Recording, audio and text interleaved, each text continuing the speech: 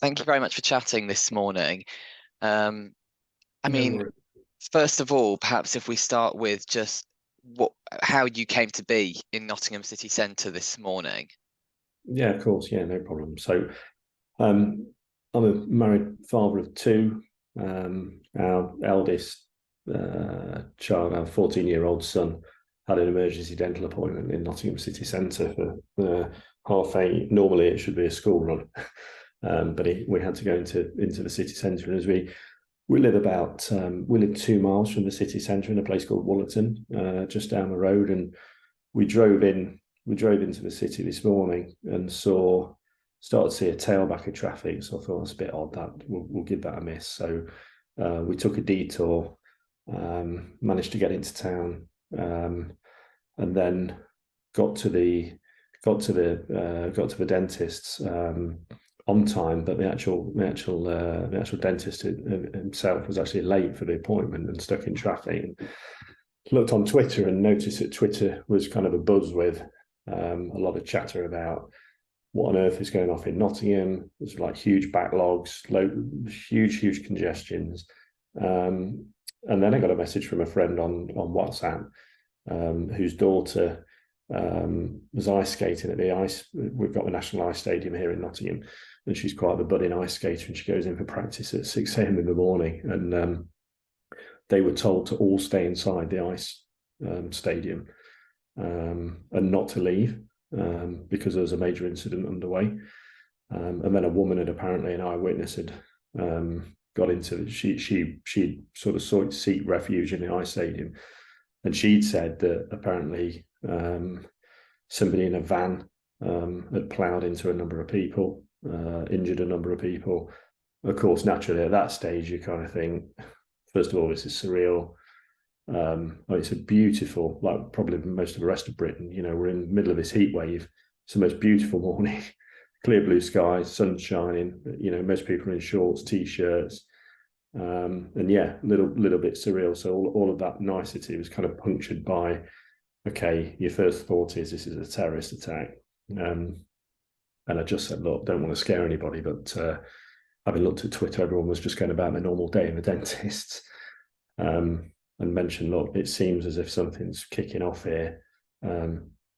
You don't, you see these things on the news, London, Paris, Nice, Boston, and then suddenly you think, well, surely not, not here, not in Nottingham. And I said, look, it might be an idea. Don't want to startle anybody, but it might be an idea to lock the doors.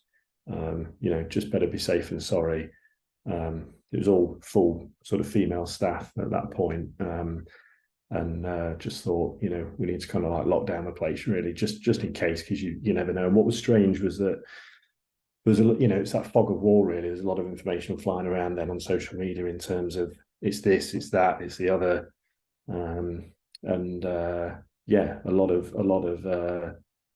bit of worry, to be fair, bit of concern. I've got my son with me, and you're not sure sort of what's coming next. But and then as we walked and as we left and we walked through Nottingham city centre fairly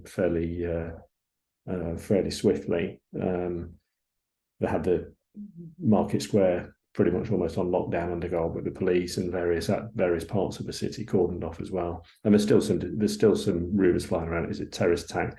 Is it maybe a drug deal gone wrong? Obviously, the police have got to do their work, and we'll find out, no doubt, in due course. But I can tell you, Nottingham's a beautiful city, very vibrant city, a huge student population. We've got two massive universities here, in the University of Nottingham, Trent University, big further education colleges as well. Went to the gym last night. The students were all out in town enjoying themselves. City's just been celebrating with Forest staying in the Premier League, Notts County winning promotion back to the Football League. City's been really buoyant. And then now on Twitter in the last hour, you're kind of scrolling through Twitter and you're seeing Nottingham's making the news for all the wrong reasons, and being reported on, from media outlets, from your main British titles all the way to the Washington Post and French media and so on. And that's not what we want Nottingham to be known for. Absolutely. Do you think the people of Nottingham are shocked by this? It's not really the kind of thing you would associate with a relatively quiet city in the Midlands, is it, Sheldon? No, not at all. Not at all. I mean, you wouldn't. I mean, obviously, during the height of terrorism, when it was a very, very severe threat, and the attacks in London and Trent Bridge had barriers put alongside, as did most main bridges in most cities. But most people, for a long time, I don't give this type of thing a second's thought at all. So, but it won't, it won't change the fabric or the vibrancy or the culture of the city at all. It'll come back stronger, and our thoughts right now with those people who, quite sadly have lost their lives, and those people who are in hospital. Sheldon, thank you so much for chatting with me this morning. You don't know what to say, really, do you? Just such a sad reason that we are chatting. Absolutely. Well, thank you for your time. No, thank you very much. Take care.